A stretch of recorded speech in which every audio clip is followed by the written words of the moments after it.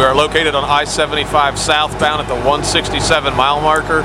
We received a call of a multiple vehicle accident at approximately 12:22 p.m. on January the 2nd. Upon arrival, officers found that the interstate was shut down due to traffic. There was numerous cars, approximately 40 to 50 cars, blocking every lane of the interstate.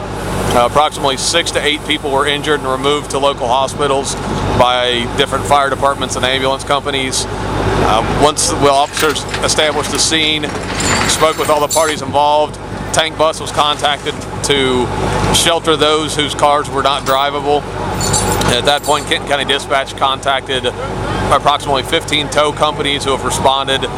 We're towing out approximately 20 vehicles from the scene. The tow companies are using the First and Last Chance Saloon as a staging area to stage vehicles, drop them, come back and remove more so that we can open up the interstate in the fastest manner possible.